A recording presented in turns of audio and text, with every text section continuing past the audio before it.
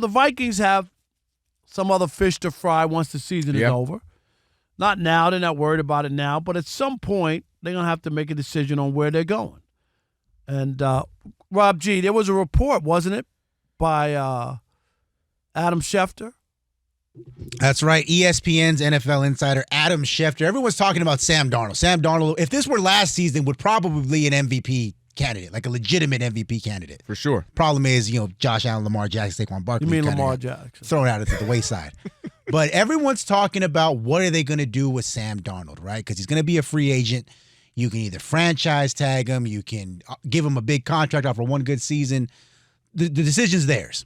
But according to ESPN's Adam Schefter, people around the league expect that Sam Darnold will be back in Minnesota at a minimum for one more season, which means that calls into question the future of their former first-round pick from this past season, J.J. McCarthy. J.J. McCarthy has missed this year with a torn meniscus. He had a couple of surgeries. He's expected to make a full recovery and be able to play as early as next season. And according to Schefter, because teams think that Sam Darnold is staying in Minnesota, teams are prepared to make trade offers for J.J. McCarthy this offseason.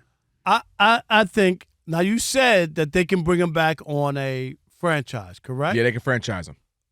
That's what I would do. I just, the idea that Sam Darnold is going to duplicate what he did this year, I have to see it to believe it. I don't believe it. He's got too much other tape, film, whatever you want to call it out there that I'm not buying into. And things happen like this where we saw Geno Smith have a once-in-a-lifetime. Geno Smith is okay. He ain't the quarterback he was 2 years ago. Am I right? Like that was a breakout year where we were like, oh, my God. Like there was so much bad tape on Geno Smith. And he's fine in Seattle, but you ain't winning nothing, are you? I don't think so. I think, he's turned his career around, but I get what he's not – he didn't turn all of a sudden to a top 4 or 5 quarterback. That's what I'm saying. And I get it. Sam Darnold was the first overall pick, and he was in some bad spots. Nobody can play well for the Jets, so you blame that. Then he went to a couple other spots. He didn't play well in Carolina. He went to San Francisco. Where else did he play? I mean, he was everywhere. 49ers, Panthers, Jets. Right? He's been all over. He's been all over. So my thing is, if you want to roll the dice again, I need to see him do it 2 years in a row. I'm serious play at this kind of level before I invest on any kind of long-term deal. I would, and I'm not rooting that I hope that he does play that well, and then I could pay him. But I can't pay him off of one, what I would call fluky season, because that's the way I look at this season. This was a fluke. People were expecting the Vikings to be in last place. In the NFC North. Especially after J.J. got hurt. Yep. Oh, my God. You know what's funny about this conversation? Martin Weiss, you went to Michigan. You may or may not feel me on this. I was shocked J.J. McCarthy went that high.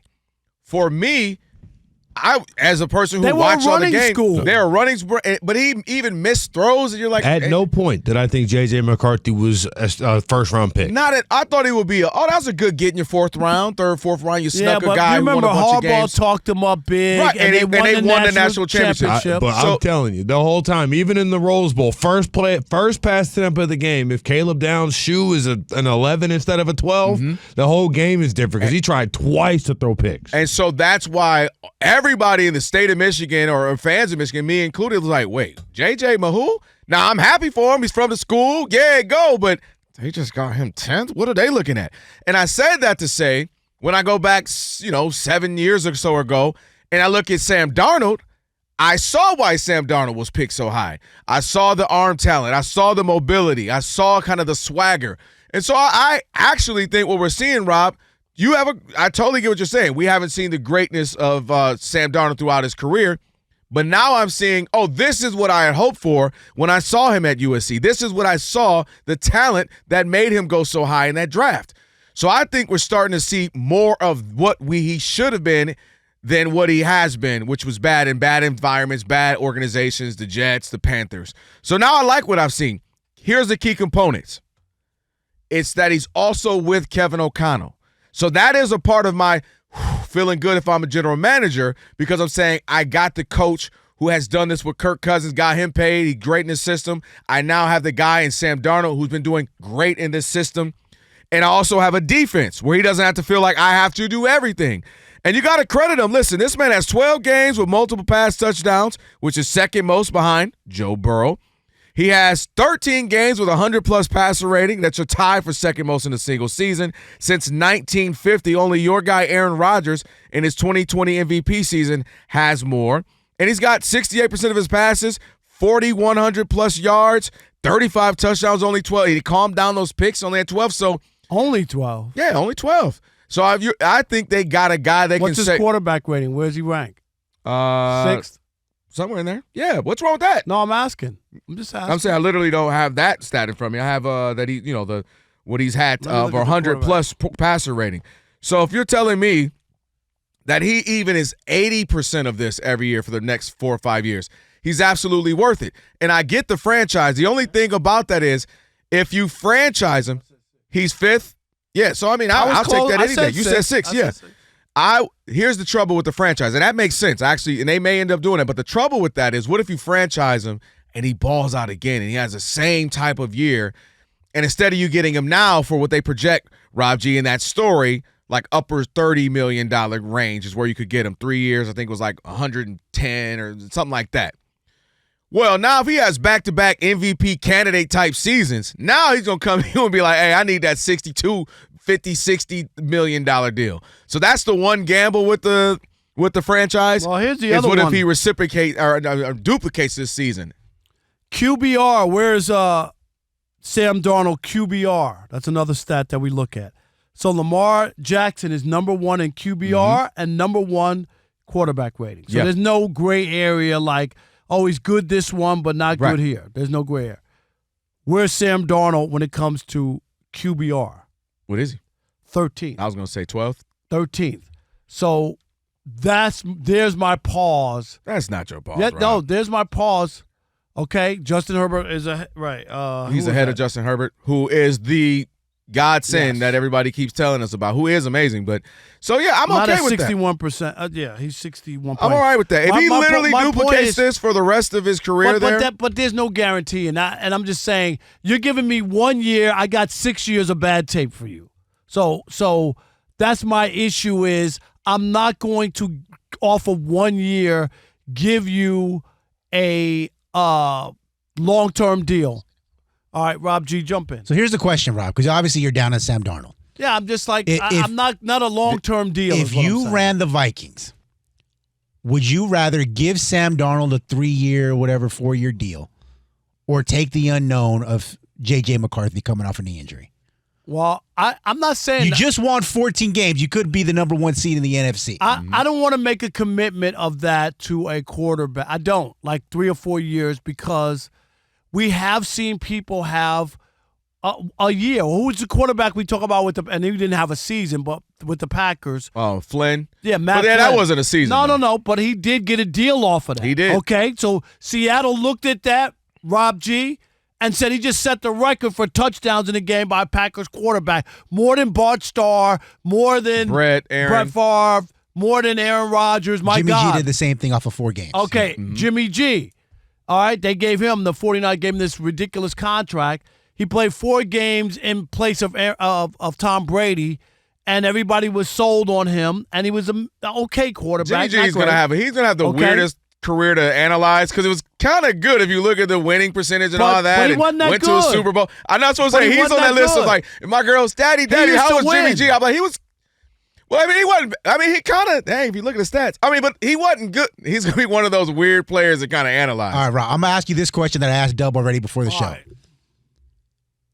J.J. McCarthy, is he ever going to have a season as good as this one Sam Darnold just had? Maybe not. But you'd rather run that risk that he's not going to. I did draft him 10th with the idea I genuinely don't understand why they did that. Well, but they believe that they have the quarterback whisperer, right? I mean, like, if you're just saying what he just did with Sam Darnold. That's a good point. Maybe they feel that's the Kevin reason O'Connell that they believe that Kevin O'Connell says, I can work with him. Because I'm telling you. I like X, Y, and Z, and if I get him, I can mold this guy. That's a fair point.